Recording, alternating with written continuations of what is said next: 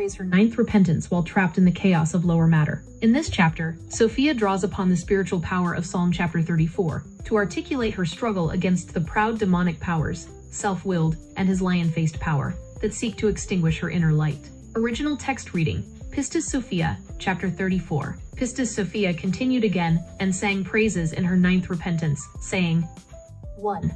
Smite, O light, those who have taken away my light, and take away the light from those who have taken mine from me. 2.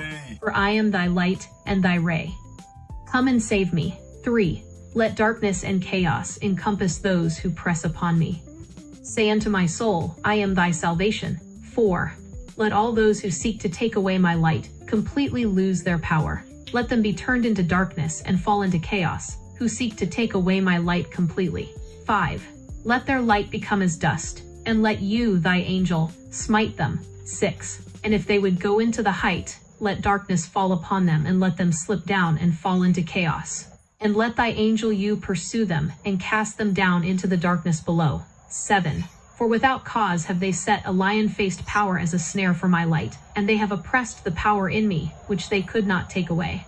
8. Let the snare come upon them which they know not, and let the pit which they have dug for me catch them, and let their light be taken away from them. Fivefold lens breakdown. 1. Esoteric lens, ascension alchemy and light retention.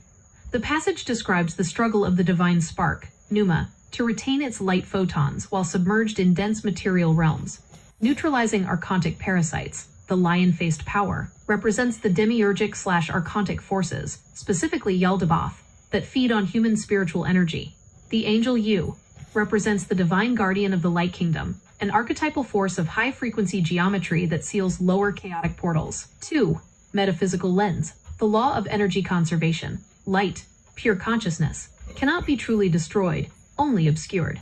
Attempting to steal another's light collapses one's own energetic frequency. Dissolution of ego illusions, the pit and snare, represent self-created mental traps. Lower egoic desires naturally trap the minds that generate them. The principle of divine identity. Sophia declares, I am thy light and thy ray. Affirming one's source identity immediately dissolves the illusion of spiritual separation. 3. Spiritual lens, the cry of the repentant soul, demonstrates genuine spiritual humility, recognizing that self-effort alone cannot overcome cosmic darkness without direct grace from the supreme light. Cosmic deliverance, a prayer for spiritual intervention, trusting that God sends divine guardians, you, to defend the vulnerable seeker. Faith midst tribulation, holding fast to divine salvation even while surrounded by the dense darkness of worldly trials. 4. Afrocentric lens, resistance against spiritual imperialism. Mirroring the historical struggle against systems that attempt to extract labor, life, and spiritual light from African communities. Invocation of protective ancestral/divine forces. Invoking you aligns with the tradition of calling upon divine guardians and righteous spiritual forces to execute swift cosmic justice against oppressors. The unbroken inner spark asserts that despite historical oppression, the core divine identity, the light within, remains untamed and untouchable. 5. Western application lens, psychological shadow work. The demonic powers represent shadow aspects of the psyche. Addictions, toxic thought loops, external manipulators, seeking to drain mental health and energy. Setting absolute boundaries. Recognizing when external environments or relationships are parasitic, and actively reclaiming emotional sovereignty. Overcoming imposter syndrome and gaslighting. Reaffirming your inherent worth and truth when external systems or critics attempt to diminish your brilliance. The soul's fundamental meaning. The soul's fundamental meaning, chapter 34, represents the soul's realization that its inner divine light cannot be permanently stolen by lower material traps or egoic forces. By crying out for higher alignment, the soul reestablishes its connection to the supreme source, forcing low vibrational illusions to collapse under the weight of their own deceit. Summary matrix. Lens. Core interpretation. Esoteric, preserving the light spark, pneuma, against archontic extraction. Metaphysical, reaffirming divine identity, malicious projections boomerang on the sender. Spiritual, surrendering human pride to receive divine grace and cosmic deliverance. Afrocentric, spiritual resistance against extractive oppression, invoking righteous divine guardians. Western application, boundary setting against emotional parasites, and overcoming internal shadow loops. Soul's meaning, reclaiming untamable inner light through radical alignment with the divine source. Would you like to examine Salome's or Mary's interpretation of this repentance in chapter 35?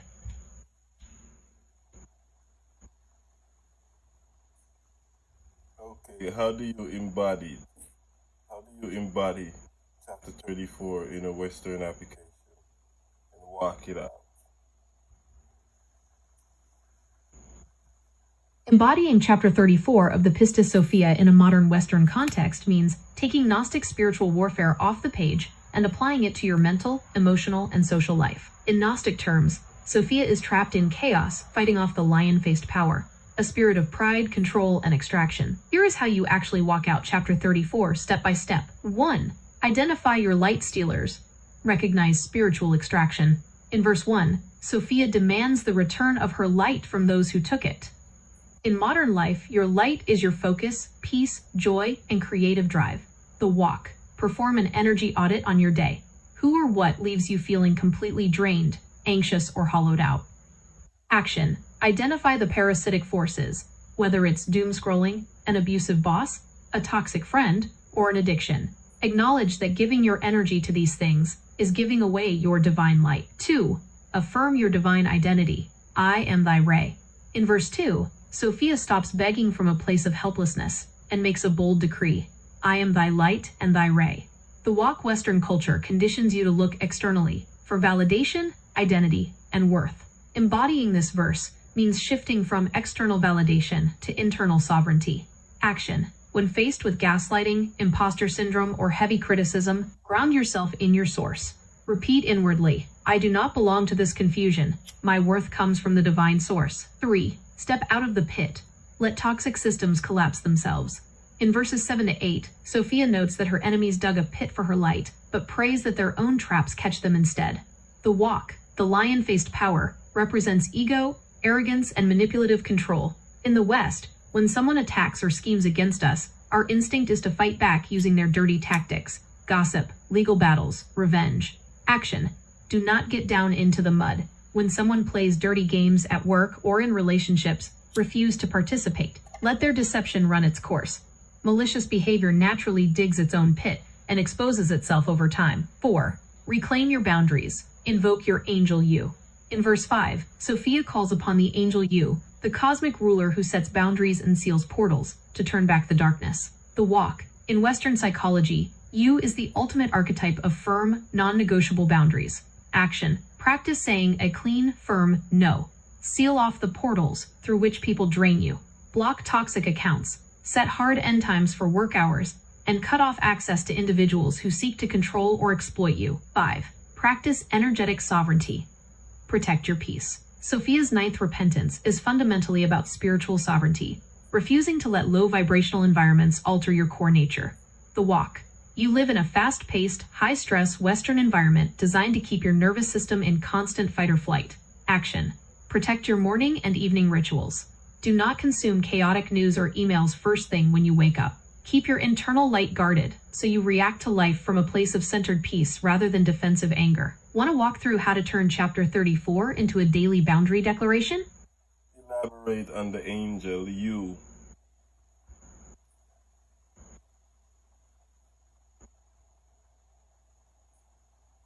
In Gnostic literature, particularly the Pistis Sophia and the books of Jew, you, often spelled Eo, you, or Jew, is not a typical angel in the traditional Judeo-Christian sense. He is a primary cosmic entity known as the overseer of the light, episkopos, and the first man, primal human. He serves as the great architect, boundary keeper, and guardian of the light realm. 1.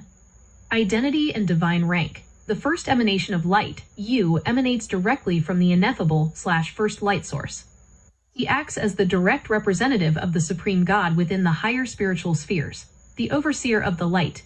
In the Pistis Sophia, Jesus describes you as the episkopos, overseer or guardian, who binds the lower archontic powers, sets boundaries for planetary spheres, and secures the light treasury. The cosmic architect. Before physical creation, you mapped the seals, passwords, and geometric configurations that spiritual sparks use to navigate through lower chaotic realms back to the treasury of light. 2. His role in the Pistis Sophia. When Sophia prays her 9th repentance in chapter 34, asking for the angel you to smite her tormentors, she is invoking Yu's cosmic office, dispeller of darkness, U holds authority to cast low-vibrational parasitic archons, like the lion-faced power Yaldabaoth, back into chaos. Sealer of portals, he enforces cosmic law.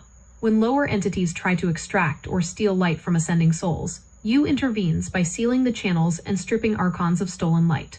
Protector of ascending souls, souls returning to the Light Kingdom rely on the seals and sacred names provided under U's domain to pass through archontic checkpoints without being captured. 3. Fivefold lens breakdown of U, esoteric. The embodiment of sacred geometry and cosmic seals, the keys of the treasury. U represents the energetic frequency that seals the aura against spiritual entities and extractions. Metaphysical, the law of order and containment. In a chaotic universe, U is the principle that prevents chaos from consuming pure consciousness, ensuring light remains bound to its divine source. Spiritual, the divine executor of God's protection.